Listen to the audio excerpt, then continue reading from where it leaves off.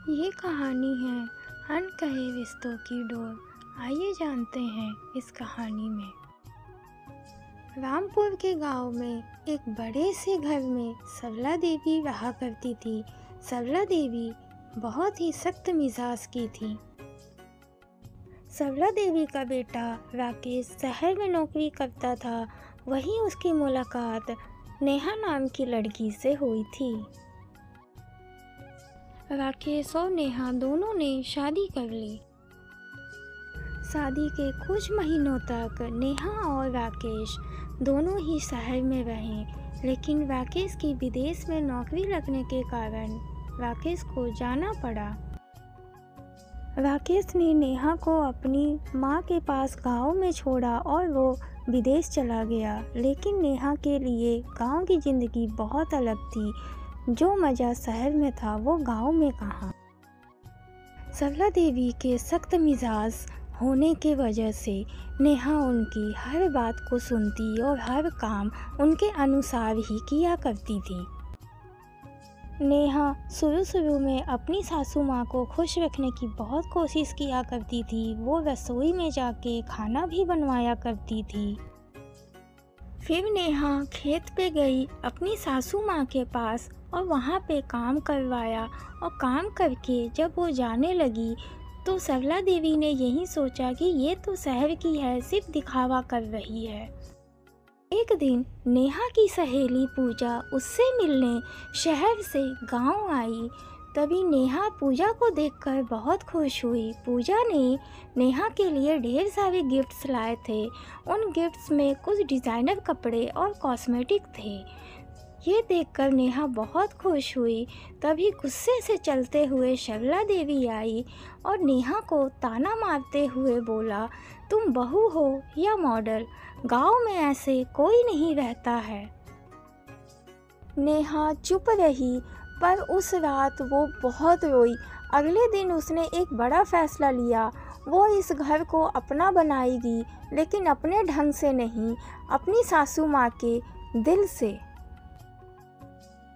नेहा ने गांव की औरतों को इकट्ठा कर एक छोटा सा महिला समूह बनाया। सबको सिलाई, कढ़ाई और ब्यूटी प्रोडक्ट्स बनाना सिखाया।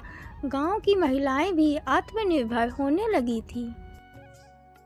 सरला देवी को पहले तो ये सब बेकार लगा, लेकिन जब उन्हें गांव की पंचायत से सम्मान मिला और कहा गया, आपकी बहू ने पूरे गांव की औरतों की ज़िंदगी बदल दी, तो उनकी आंखें भर आई। उसी रात सरला देवी ने नेहा को बुलाया और नेहा से खुशी से बोला, तू मेरी बहू नहीं बल्कि मेरी बेटी है। सरला देवी ने नेहा को आशीर्वाद दिया और बोला, ऐसे ही काम करते रहना।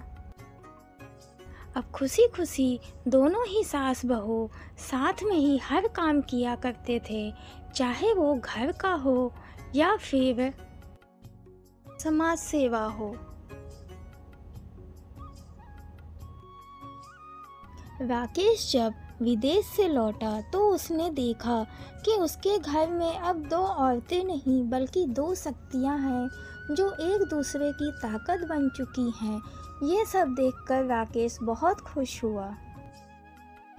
हमें इस कहानी से ये सीखने को मिलता है, रिश्तों को समय, समझ और प्यार की ज़रूरत होती है। अगर नीयत साफ हो और दिल सच्चा हो तो सबसे कठिन रिश्ता भी सबसे खूबसूरत बन सकता है। धन्यवाद। अगर आपको हमारी ये स्टोरी अच्छी लगी है तो प्लीज़ हमारे चैनल को लाइक, शेयर एंड सब्सक्राइब करें। Thank you.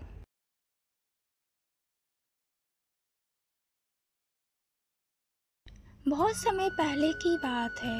एक रामनगर गांव था जो बहुत ही सुंदर और प्यारा सा था। जहाँ पर रामू नाम का एक किसान रहता था। वो बहुत ही मेहनती और ईमानदार व्यक्ति था। उसके पास ज़्यादा ज़मीन नहीं थी। जो भी थोड़ी बहुत ज़मीन थी उसी पर मेहनत करके अपने परिवार का पालन पोषण किया करता था। रामू हमेशा सच बोलता था और किसी का नुकसान नहीं करता था। रोज़ सुबह अपने खेत पे जाता, अपनी मेहनत और लगन से अपने खेत की जुताई करता था। इसी वजह से गांव के लोग भी उसकी बहुत इज्जत किया करते थे। गांव के सभी लोग रामू की मेहनत और ईमानदारी की हमेशा तारीफ किया करते थे और रामू की सारी बात मानते थे, क्योंकि रामू हमेशा सच बोलता था और ईमानदारी की ही बातें किया करता था और अच्छी बातें लोगों को सिखाया करता था। रामू का जीवन बहुत ही सादा और साधारण था। रामू अपने काम से बहुत खुश रहता था। एक दिन रामू अपने खेत पे गया और खेत की जुताई कर रहा था और जुताई करते समय उसे अपने खेत से एक दबा हुआ बर्तन मिला और जब वो बर्तन का ढक्कन खोला तो वो बर्तन सोने की मुद्राओं से भरा हुआ था। रामू उसे देखकर हैरान रह गया। रामू सोचा, ये धन मेरा नहीं है, मुझे इसे लौटा देना चाहिए ताकि सही व्यक्ति को उसकी अमानत मिल सके। रामू सोचते हुए जा ही रहा था कि ये सोने से भरा बर्तन क्यों ना मैं गांव के मुखिया जी के पास लेकर जाऊं, और रामू वही किया।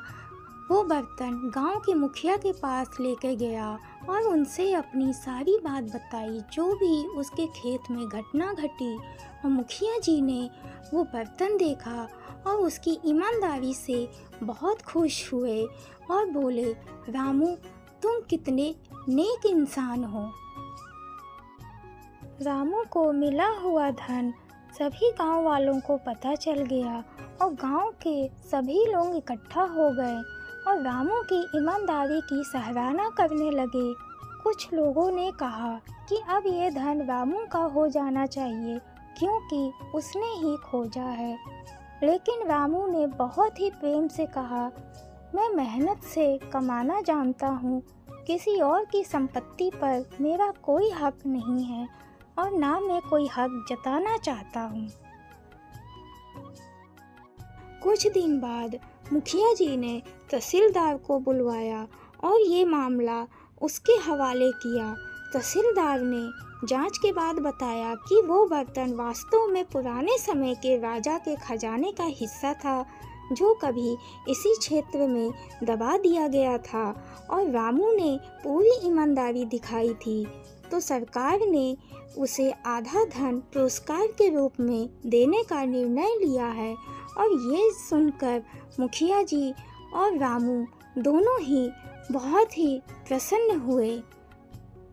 रामू को काफ़ी संपत्ति मिल गई थी, लेकिन उसने उस संपत्ति का किसी भी प्रकार का कोई फालतू खर्चों में उपयोग नहीं किया और ना ही किसी प्रकार का कोई लालच दिखाया।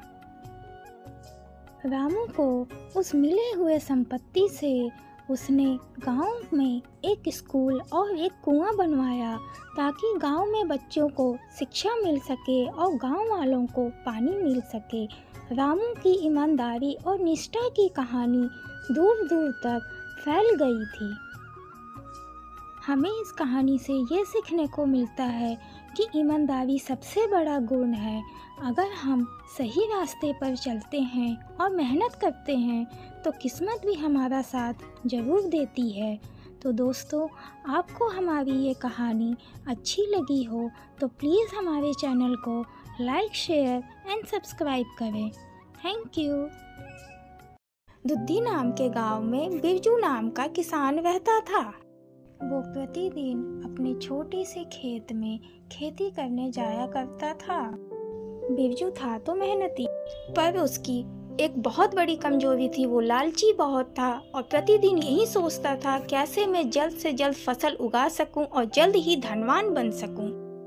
ऐसे ही एक दिन बिरजू सोचते हुए जंगल के रास्ते से कहीं जा रहा था। तभी उसकी नज़र पड़ी एक साधु बाबा पे जो तपस्या कर रहे थे और उनके पास गया। फिर बिरजू ने साधु बाबा से अपनी सारी तकलीफ़ें बताई और साधु बाबा से उपाय मांगा। फिर साधु बाबा ने बिरजू को एक जादुई मंत्र दिया और बोला, इस मंत्र के साथ अपने खेत में एक बीज बोओगे तो तुम्हें हर साल ढेर सारी फसल मिलेगी, लेकिन तुम्हें धैर्य रखना होगा। फिर बिरजू ने साधु बाबा के दिए हुए जादुई मंत्र पे विश्वास किया और फिर वो वहाँ से अपने घर के लिए निकल गया। बिरजू घर पहुँच के अपनी पत्नी सुषमा को बुलाया और चमत्कारी साधु बाबा वाली बात बताई। सुषमा खुश हुई और बोली, ठीक है जी, जैसा साधु बाबा ने आपसे कहा है आप वैसा ही कीजिए। कल ही खेत जाके ये जादुई बीज को बो दीजिए। ठीक अगले दिन ही बिरजू अपने खेत पे गया और साधु बाबा के बताए हुए अनुसार उसने उस बीज को बो दिया। कुछ महीने बाद उस बीज से बहुत अच्छी फसल हुई और सालों तक होती रही। ये देखकर बिरजू बहुत खुश हुआ और उसने ढेर सारा धन कमाया और उसकी पहले से हालात बहुत अच्छी हो गई थी। बिरजू घर आकर अपनी पत्नी सुषमा को बुलाया और बोला, ये धन की पोटली, इसे संभाल कर रख दो। और सुषमा उस धन की पोटली को देखकर बहुत खुश हुई। कुछ समय बाद जैसे जैसे बिरजू की संपत्ति बढ़ने लगी, ठीक वैसे ही बिरजू और सुषमा के मन में लालच भी बढ़ने लगा। बिरजू ने सुषमा से बोला कि क्यों ना हम ढेर सारा बीज बोके और ढेर सारा धन कमा सके। फिर अगली सुबह बिरजू अपने घर से अपने खेत पे गया और ढेर सारा बीज ले जाके अपने खेत में बो दिया और बोला, अब मैं बहुत धनवान बन जाऊंगा। फिर 2 दिन बाद बिरजू अपने खेत पे गया और देखा कि उसकी फसल बहुत अच्छी है और वो देखकर बहुत खुश हो रहा था, क्योंकि उसके मन में लालच बहुत भर चुका था। बिरजू कुछ महीनों बाद अपने खेत पे अपनी फसल को देखने के लिए गया और वो देखा कि उसकी फसल बर्बाद हो रही थी, क्योंकि वो अपने फसल की कोई देखभाल नहीं करता था। बिरजू बहुत दुखी हुआ और अपने खेत को फिर से ठीक करने लगा, लेकिन बहुत देर हो चुकी थी और वो समझ गया था ये मेरे लालच का परिणाम है। इस कहानी से हमें ये सीखने को मिलता है कि लालच का परिणाम हमेशा बुरा ही होता है, इसीलिए जो मिले उसी में संतोष करें। धन्यवाद। अगर आपको हमारी स्टोरी अच्छी लगी हो तो please like, share and subscribe करें। Thank you.